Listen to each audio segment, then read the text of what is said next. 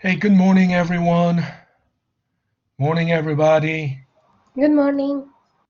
Good morning, Victoria. How's everybody? I see how many? 11 people. I see 11 people in the collaborate today, this morning. And I, am I sharing my screen? Let's see. First, let me share my screen. Uh, okay, so I just want to bring to your attention that we are the collaborate in the collaborate session. We are entering topic 2 today, but again, I've been telling you over and over, collaborate session is not the main lecture. The main lecture is always the pre-recorded video, and by the pre-recorded video, we have already entered the second topic long ago. But let me, why am I going through all this? And according to our today's forum, we have 12 people. So in the collaborating session, we still need one more person. We're still missing one person in the collaborate session. Morning, Professor. Good morning. Good morning. How are you? Who am I? Jason? Is that Jason? That's me. Yep. Yeah. Hi. How are you, Jason? I'm doing all right. Okay. Good. I'm just working on the as soon as the I guess the as soon as it expires, right? I'm just gonna Yeah. purchase it directly from it to keep it open. So you have the ebook now. Yeah, I have the ebook. Okay. Good. Um, That's good. from the security code. Okay. Yeah. It's ebook is nothing but the passcode or their access code. Because all the material is on their online platform. Now, so I I noticed just that want. I noticed the 6 months is $50, and all we need is 6 months. Oh, yeah. But just in case, for example, you might. I mean, hopefully everyone will pass, but there may be some people. Look, there may be some people that will end up with incomplete. If you end up with incomplete, then you'll have to make it up in the following, at least in the following semester. Then you will need 1 year access. Then in that case, okay, just in case Right. you have to be right. All righty. So I just wanted to. My voice is already my voice is already breaking up. Um, Get some water, Professor. Maybe it might work. yeah. Thank you. But we're not in that. I don't have that luxury of right. Why announcement? So I just wanted to.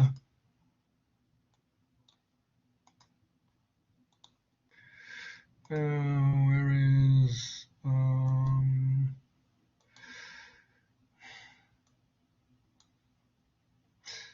um, I just want to bring to your attention quiz one instruction has been issued. You might have already received the email, the same notification by email, or if you haven't received it yet, you're going to receive it anytime soon. Um, so quiz one will be on this Friday, right? Um, you'll have all the instruction. So if you go in, it doesn't show yet. It doesn't show yet because it's gonna show on Friday the 8th. Okay, so let me exit preview. But if it is, it will become. See, Availability, it will be available after 12 a.m. October 8th. And the topics are ROI and macroeconomy and financial statements. Okay, so, and topic 2 is already, we are already into, I've been telling you, this is the main lecture, right? We go by the main lecture, and by main lecture, we are, these were already done. These were already delivered on those dates. And we are into, today, we are into factoring part 1, 2, and financial statements part 3. So this is actually, this one is optional. When you have time, you can watch it, but it's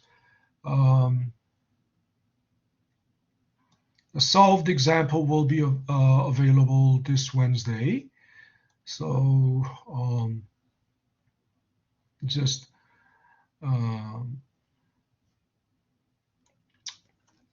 you gotta study for the quiz 1, and the quiz 1 is the last exam on the blackboard.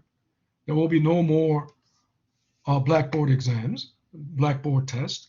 It will be all on the Connect. Okay, and then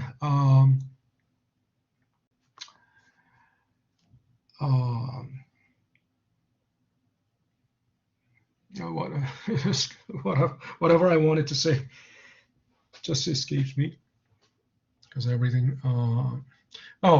Again, the Collaborate session is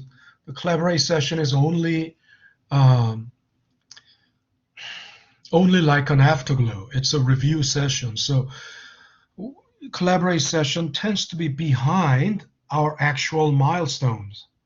Okay, so always keep that in mind. If you think Collaborate session is everything, no, you're hugely mistaken.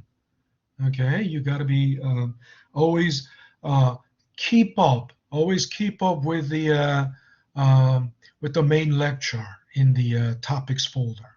Okay. Excuse me a second.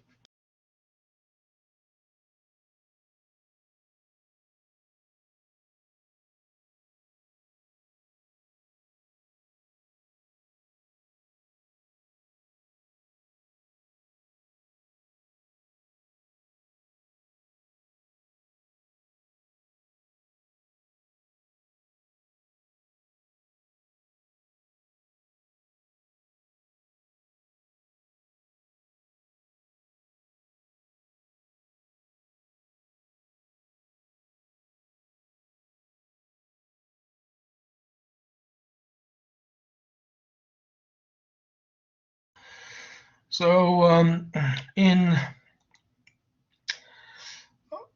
I'm sharing the screen, so you can see this Excel file, right? And of course you must. I don't know if when you watch the main lecture videos, I don't know if you are downloading all the files that are posted there, because it clearly states here, please download the above files and use them with the videos. It's imperative that you use the Excel files to replicate the algebraic models demonstrated in the video. So it says clearly that you need to download these files, right? Of course, this is not a file, but there's a PDF file and then there's an Excel file. So if you download the PDF file, then not this one, it's like this. Okay. And then if you download the Excel file, right,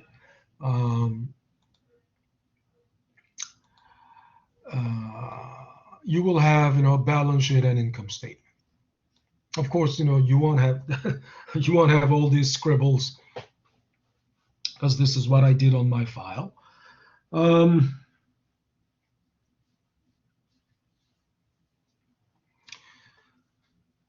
So the second topic is basically about the way how we look at return on investment from the perspective of businesses, right? In other words, first topic was return on investment from macroeconomic perspective, right? Of course, we had to define very fundamental definition of ROI and mathematical, aspect of it, and then from macro macroeconomic perspective, we basically try to I I try to connect the interest rate, right, which dictates the course of the economy, right? Whether the economy needs to be cooled off or needs to be stimulated. Depending on that need, then the Federal Reserve will intervene and raise or lower the interest rates accordingly. And because the interest rate is the bottom line of all the return on investment in the economy, it has a significant meaning, right? Interest rate has a significant meaning because no return on any asset can be lower than the bank interest rate, right? And as the bank interest rate goes up, then all returns will have to go up, and vice versa. Then now we look at return on investment from microeconomics perspective. In other words, from the company's perspective, how do they define return on investment? So we need to look into the financial statements, and the financial statements, because financial statements are the fundamentals of business, right? Fundamentals, and all the company's performance, every aspect of business. It's every aspect of a company's performance is basically all represented by the financial statements. Okay, and the financial statements basically refer to four statements. The first one is income statement. Second one is a balance sheet. Third one, cash flow analysis. Fourth one, retained earnings statement. Now, of these four, income statement and balance sheet are the most primary statements. Primary. Then the other two statements are relatively secondary. Secondary meaning not necessarily secondary in importance, but these cash flow analysis requires the data from balance sheet and income statement. In other words, cash flow analysis is strictly an analysis of income statement and balance sheet. There can be no cash flow statement without analyzing the data from income statement and balance sheet. That's why I'm calling it secondary statement, right? And it clearly doesn't mean that it is second in importance. But the point is, there must be primary source of data, right? Primary source of data is for cash flow analysis is income statement and balance sheet. And because it is analysis of income statement and balance sheet, the name is not statement, it's cash flow analysis, right? Cash flow analysis. And then fourth statement, retained earnings, it's also secondary, but it's relatively easier, right? It's a lot easier. It's simply looking at the and if you look at the balance sheet, already, um, retained earnings statement is automatically it can be automatically generated by looking at the change in the balance sheet. Now, so in this class, we don't go into cash flow statement or retained earnings statement, but we do mainly talk about the income statement and balance sheet only. We only talk about income statement and balance sheet. And cash flow analysis, the other statements will be discussed more in depth in Finance 230. So if you are a finance major, then in the 230, Finance 230, there will be more discussion about the cash flow analysis. So the first of all, I would like to make a clear distinction between income statement and balance sheet, because some students have already taken, like, accounting 122 or something like that, and they think they know the financial statements. But actually, even after taking accounting class, and even after taking even this class, some students are not very clear in their understanding of the financial statements, and it becomes quite obvious when they confuse the purpose of these statements, and they confuse also the line items.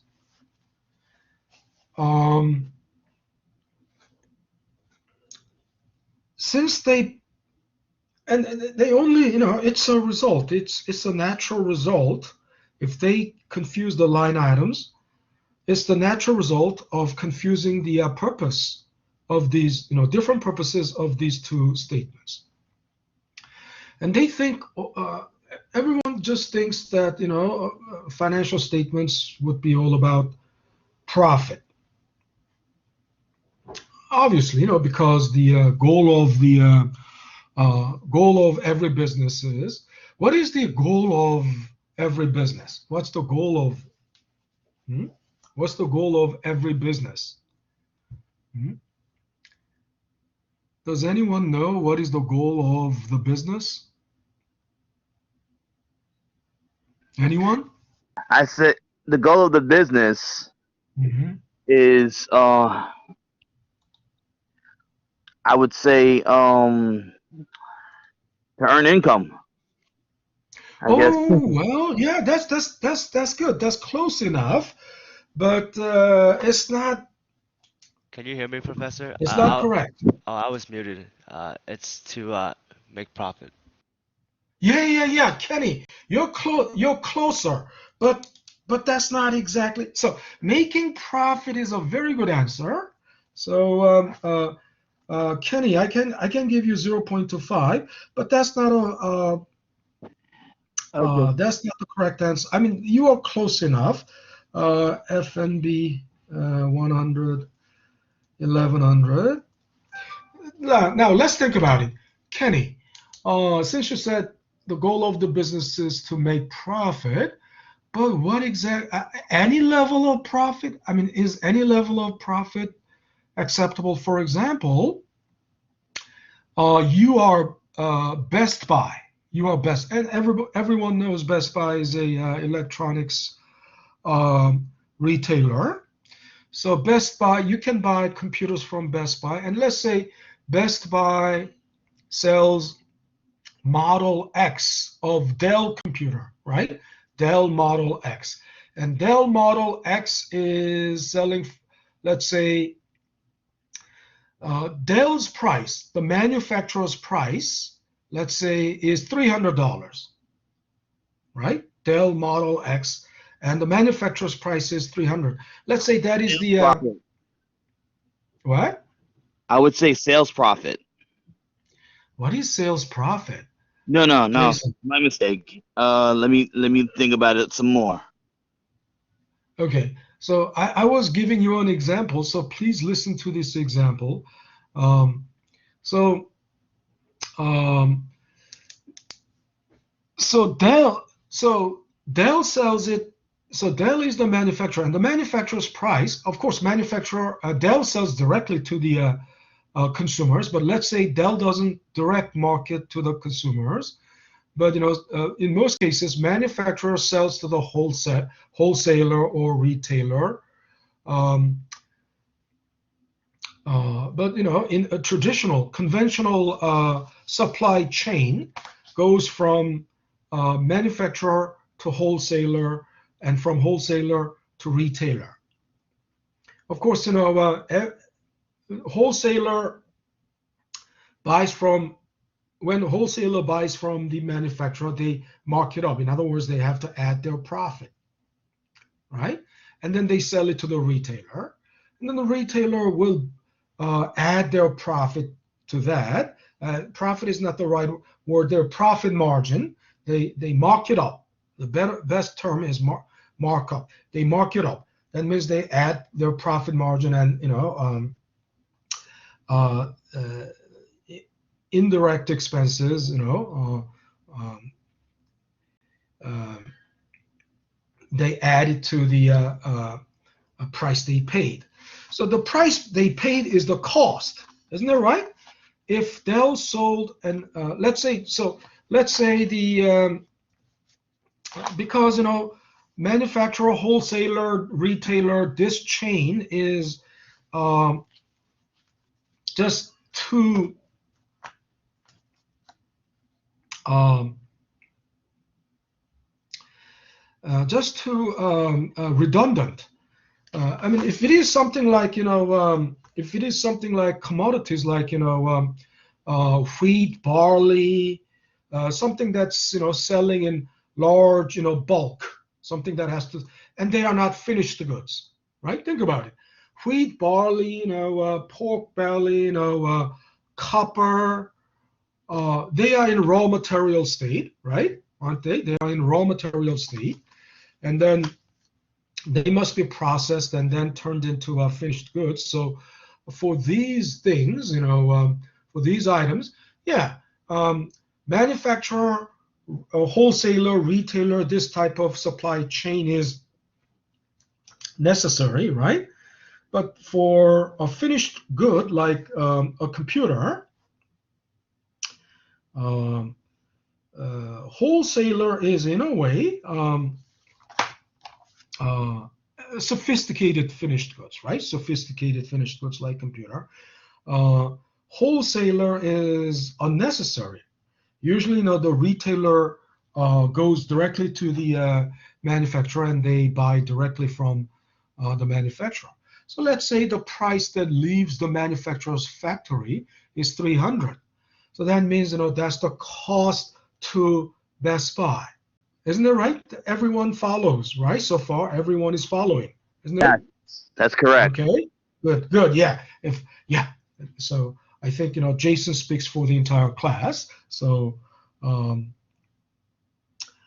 um, so obviously, Best Buy won't sell it at $300 because that's what they paid. They will have to mark it up, right? And when they mark it up, by $100, then they will sell it for $400. If they mark it up by $200, then their price will be $500, and that difference is their markup, right? And as I said, I told you already before, markup is not exactly profit margin because um, markup breaks down into a profit and overhead. Okay, markup breaks down into profit and overhead. So, but generally, although technically it is markup, uh, people generally understand that difference as the profit. I mean, think about it. You bought it for 300, and if you sell it for 200, if you sell it for 500, then your profit is 200, right? They generally equate it as with profit, but to be accurate, it's not entirely profit, right? It breaks down into profit and overhead. So that $200 must, cover overhead and profit. But then the question is, yeah, making profit means, even if Best Buy buys this Model X from Dell for $300 and sells it at 301, even if they sell it at 301, right? They still made profit, isn't that right? They made a profit of $1, yes, right? And since Kenny said, it's to make their goal of the business is to make profit, my question was, is any level of profit acceptable? Is any level of profit acceptable? They still made profit, $1. So is any level of profit is acceptable? No, that's not acceptable. Who said, Kenny? Yes, it's not. No, it's not acceptable, right? Yeah, because you have other expenses to account for. So that's not obviously exactly. not net profit. $1 markup cannot cover for overhead, right? So think about it. Any level of profit? No, it's not acceptable. Okay. Then how should it how should it be phrased? What is the goal of the what's the goal of the business? How should it be rephrased? Isn't it net profit?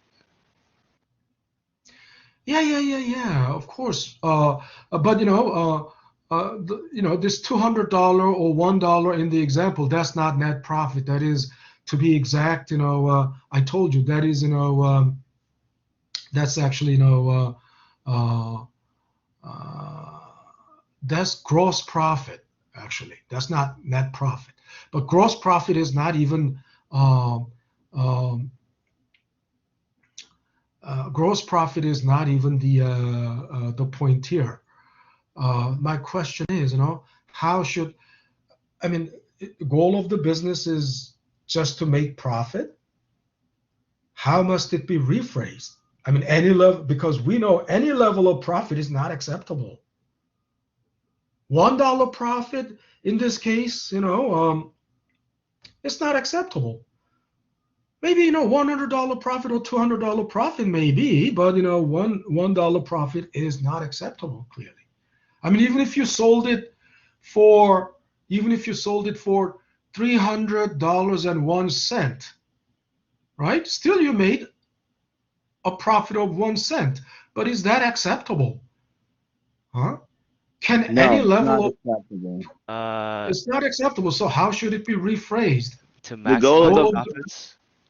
Say that again? Maximize profit. Yeah. Who said that? Kenny Lowe, I guess. Yeah, Kenny, yeah. The goal of every business is to maximize profit.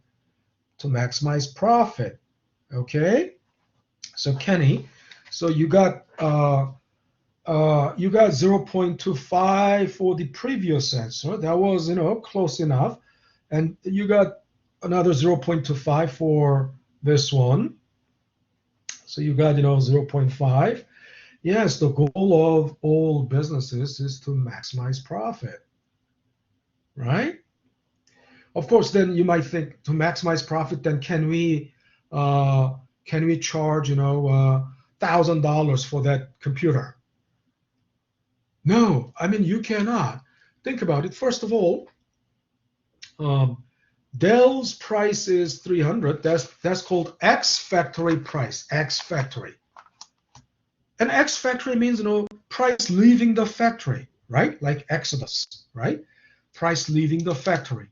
And if the price leaving the factory is so that's the manufacturer's real manufacturing cost, right? Production cost. Of course, they must have added their overhead and profit margin to that. So true production cost alone might be 200. And then Dell also marked it up by 100 to cover for their overhead and profit margin. And then, so X factory price is 300, and Best Buy, if they sell it for like $1,000, then that means they marked it up by 700. That's like more than 200% of their cost. And this cannot continue. This cannot be maintained. Why?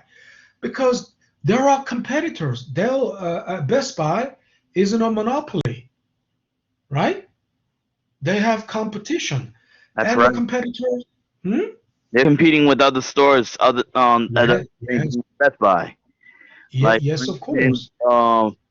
PC Richards, if it's still there Yeah. now, or Micro Center. Best Buy is actually competing with Micro Center, as a matter of fact. Oh, okay. Thank you for the input, right, Jason? I'm gonna give Jason 0.25 for that contribution. Yeah, I actually, that is an extra because we all know what's important is Best Buy cannot continue to do that because they have competition, right? And that's enough. I mean, we understand, they would have competition. And as an example of Best Buy's competitors, yeah, I had PC Richard, uh, in my mind, but uh, for other than that, I had no other concrete example. But we understand because of the competition. Um, we don't have to bring in actual example, but Especially Amazon. actual name of the Amazon is also store. competing with them too. Yeah, okay. Hold on to that thought. The actual name of the competitors are not important at this point because the point is the logic, right? What's important is the logic, right? Name of the competitors Right. can be added later on. But what's important is that everyone understands that because of the competition, they cannot continue to do that. And so Best Buy um, cannot charge outrageous price like that. Once they sell at a higher price than their competitors, the same model at a higher price, then they will lose business, right? So they can't do that. So within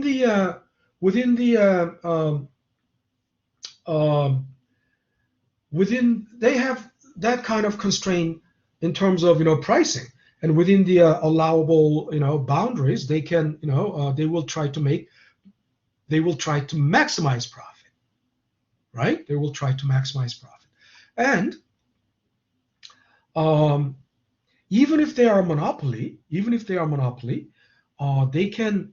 they cannot charge outrageous price. Uh, you might think if a company is a monopoly, they can charge outrageous price. No, obvious. Why? Because of the demand and supply. The law of the demand. What is the law of the demand? The higher the price, the demand goes down.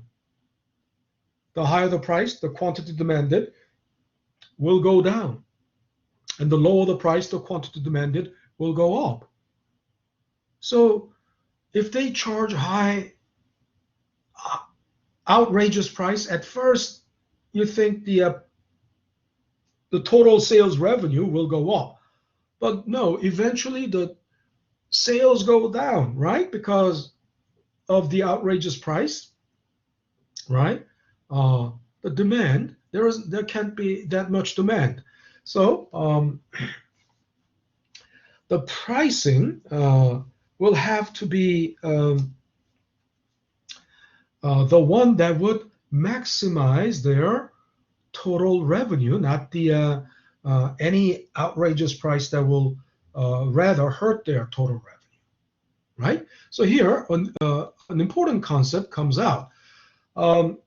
First of all, profit is not profit is the actually purpose of the income statement. okay, but not of the balance sheet. The goal of the balance sheet is not, the purpose of the balance sheet is not the profit. But the profit is the purpose, and the profit is not, okay. This explaining or describing the process that leads to profit, right? Explaining or describing the process that leads to profit, that's the goal of the income statement. That's the goal of the income statement. That's the purpose of the income statement, right? And that's not the purpose of the balance sheet. The purpose of the balance sheet is explaining or describing the capital structure of the company. So they serve different purposes, right? And this is why, even though they have taken already accounting, whatever, 112 or whatever, students often confuse these two statements. First of all, the goal of the two statements and the line items that make up these statements. And I've been telling you, the line items because they serve different purposes, the line items for income statement and the line items for balance sheet are different. They are all different. There are only two line items that are common to both statements. Only two line items. And which is the depreciation and interest. Otherwise, all other line items are different. Okay. Now, so here comes, a very, important concept. Because income statement is trying to explain the process leading to profit, and it can be profit or loss. I mean, not all the companies end up in profit. They can end up in loss. So it is profit or loss, okay? And the loss, if you think about it, loss is negative profit. Isn't that right? Loss is just negative profit. Profit is just positive profit. Yeah?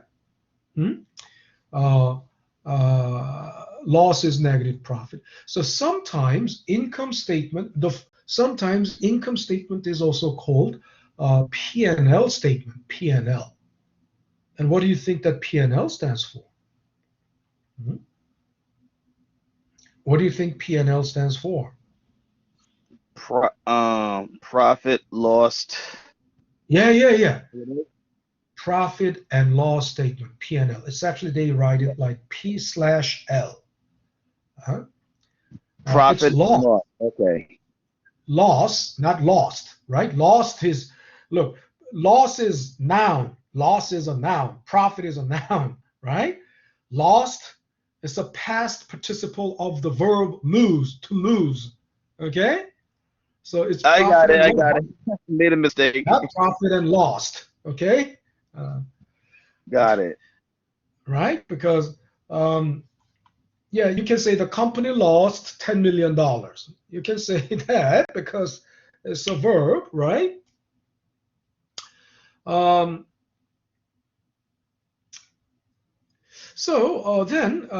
income statement is the income and expense. The full name of income statement is income and expenses statement, because income is basically money coming in, right? Payment coming in, that's income, right? Money coming in. Expenses is money going out. There's no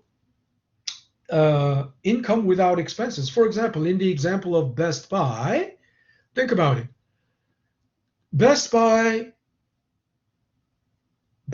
purchases, Dell's Model X for $300, right? So let's say Best Buy acquired 1,000 units of Model X from Dell. Each unit is $300. So they acquired 1,000. So their cost or their expense is $300,000. right? 300,000. That's their direct expense. That's their direct cost because they purchased, this. And the direct cost is basically the cost that changes directly with the quantity produced, right? Quantity produced, production level. Of course, Best Buy didn't produce. Dell produced. So for Dell, their direct cost or their production cost changes with the production level because for Dell, uh, it they didn't produce it, but vi- vicariously, the production cost is borne by also um, Best Buy because they pay for when Best Buy pays $300 per unit. Though in that $300, the production cost is already included in it, right? Isn't that right? The production cost is already included in that 300. So Best Buy is paying for the production cost. And it is the direct cost because as Best Buy increases or decreases the order, right? The order quantity. If order quantity is only 1,000 units, then uh, the direct cost to Best Buy is 300,000. But if the order quantity is 2,000, then direct cost to Dell is $600,000, right? If the order quantity is zero, then their direct cost is zero. You understand? Uh, so basically, uh, there is no income without expenses because you have to sell something to make income, right? The primary source, so primary source of every business, primary source of income for any business is basically sales revenue. They have to sell something. Revenue is basically the money you receive, the payment you receive for selling something, right? Primary source of income is the revenue. And there can be no revenue without selling something. And to sell something, you have to be either a manufacturer or retailer. Isn't it right? You have to be either manufacturer or retailer. Of course, these days, manufacturers also direct market, right? I mean, without going through the retailer, you can buy directly from Dell, right? That's called direct marketing. Um, but in the old days, it had to go through, the supply chain, right? Um, so think about it. Revenue, that's the first, um, that's the first step. Every company has to sell something. That's the primary source of income. And there are two major sources of income. The one primary source of income is sales revenue. You have to sell something. And then secondary source of income is investment income. Investment income is only one example. Actually, the broader umbrella term is passive income. Passive, right? Think about it. Sales revenue is a result of active operating activity, right? Sales revenue is the result of active operating activity. However, uh, there are passive incomes such as interest income from the money this company is leaving in the bank, keeping in the bank, savings account or CDs or that's broadly called investment income, right? Even if it is just CDs, um, or the company may have already put like $10 million in the in some uh, stocks of Best Buy. That's basically their money management, portfolio management. But, um, they may have put their, $10 million in portfolio of stocks, right? So the capital gains or dividends, from those investments are called investment income. And investment income is a kind of passive income, passive, right? So there are mainly two sources of income: sales revenue and investment income. Now, we are out of time already, so I'm going to have to continue on Wednesday. But please remember, this is only a review. Everything is already uh, the main lecture. Through the main lecture, everything has been already discussed. And if you have you don't have any more access to the videos that are more than 5 days old, but I've been telling you over and over, um, uh, you can all the past lectures can be found on YouTube. Okay, so please, study those uh, videos, because your first quiz is starting this Friday, right? Please study for the first quiz. Okay. All righty. Thank So you, that's it. Professor. All righty. All righty. I'll see you guys this It's Wednesday. a pleasure being in your class all the Have a time. good one. Thank you. All Great right. meeting the You too. professor. Yeah. Thank you. Thank you, Jason. Thank you, Jordan. Yeah. It's also a pleasure to have, all of you in my class. I'll see you guys on Wednesday. Okay. Stop sharing and stop recording and signing out.